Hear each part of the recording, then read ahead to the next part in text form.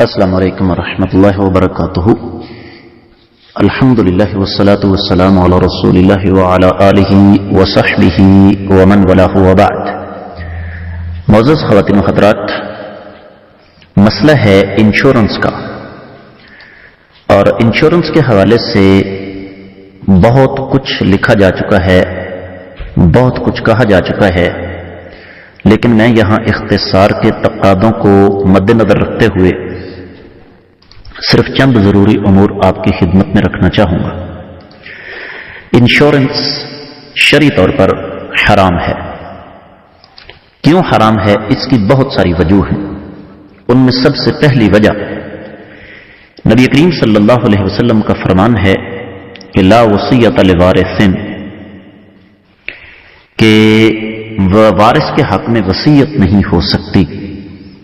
اور انشورنس جب آپ کرواتے ہیں تو انشورنس ایجنٹ سب سے پہلا سوال ہی آپ سے یہ کرتا ہے کہ آپ یہ بتائیے کہ آپ کے دنیا سے جانے کے بعد آپ کی جو انشورنس کا پیسہ ہے وہ کس کو دیا جائے، اور وہ جس کو دینا چاہیے یا جس کا نام آپ نے مینشن کرنا ہے وہ لازمی طور پر آپ کا وارث بنتا ہے شرعی طور پر۔ سب سے پہلے حدیث کی مخالفت یہیں پہ ہو جاتی ہے۔ اس کے بعد پھر کہا جاتا ہے جی ہم پبلک کے ساتھ تعاون کرتے ہیں۔ نبی علیہ السلام کا فرمان ہے انما الاعمال بالنیات، اعمال کا دار و مدار نیتوں پر ہے۔ تو میرا سوال یہ ہے کہ انشورنس کمپنیوں نے جو اپنے دفاتر کھول رکھے ہیں، ان کی نیت عوام کی خدمت کرنے کی ہے یا کہ پیسہ کمانے کی ہے؟ بے شک وہ کہیں نہیں جی دونوں ہی ہیں، لیکن حقیقت وہی ہے جو میرے اور آپ دونوں کے علم میں ہے۔ تیسری بات یہ ہے، کہتے ہیں جی انشورنس بنیادی طور پر ایک تحفظ ہے، جبکہ حقیقت بات یہ ہے کہ ہمارے سامنے ایسے بے شمار کیسز موجود ہیں کہ جہاں بیٹوں نے انشورنس کے لیے باپ کو قتل کیا، شوہر نے انشورنس کے لیے بیوی کو قتل کیا اور اسے حادثاتی موت کا روپ دے دیا، رنگ دے دیا۔ تو دوسرے لفظوں میں یہ نہ صرف یہ کہ تحفظ نہیں، بلکہ کوئی انسان جتنی بڑی انشورنس کا مالک ہوگا اتنا ہی زیادہ اس کو موت کا اندیشہ ہوگا۔ تیسری بات جسے سمجھنا ضروری ہے وہ یہ کہ لوگ انشورنس والی گاڑیاں علاقہ غیر میں جا کر فروخت کر دیتے ہیں یا ان کو بذات خود ڈیمیج کر کے انشورنس کمپنیوں پر کیس کر دیتے ہیں، اور پھر ان انشورنس کمپنیوں کے اندر بیٹھے ہوئے اہلکار رشوت کے عوض جعلی کیسز کو اصلی ثابت کرتے ہیں۔ نتیجتاً رشوت کا بازار گرم ہوتا ہے، معاشرے کے اندر کرپشن پھیلتی ہے۔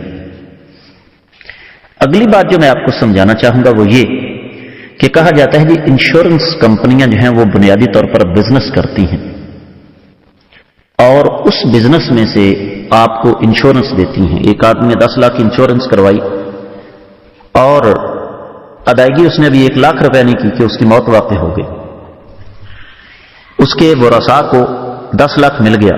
میرا سوال یہ ہے کہ جتنی رقم اس نے جمع کروائی باقی رقم کہاں سے آئی؟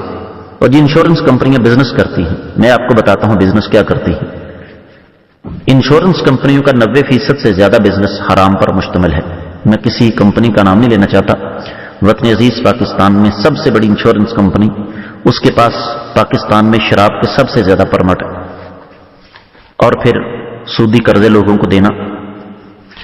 نتیجہ یہ نکلتا ہے کہ فرض کیجئے انہوں نے ماہانہ سود لیا ہے 20 لاکھ روپیہ، معمولی سی بات ہے، اس 20 لاکھ میں سے 1 یا 2 کیسز نکل آئے 2-2 لاکھ روپے کے، ان کو تو پھر بھی 16-18 لاکھ روپے کی بچت ہو گئی۔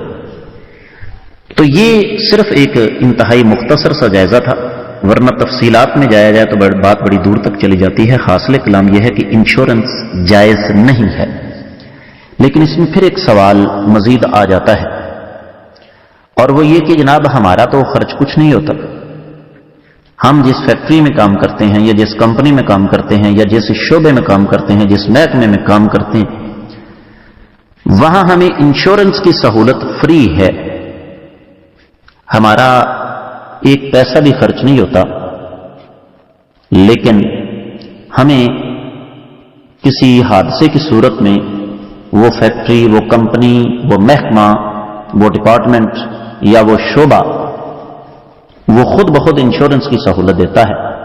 تو اس میں چونکہ آپ کا خرچ کچھ نہیں ہو رہا، لہذا بعض اہل علم اس کے قائل ہیں، اور سیم یہی حکم ایسی جگہوں کا ہے جہاں انشورنس کروائے بغیر آپ ایک قدم بھی نہیں چل سکتے، اس کا بھی یہی حکم ہے.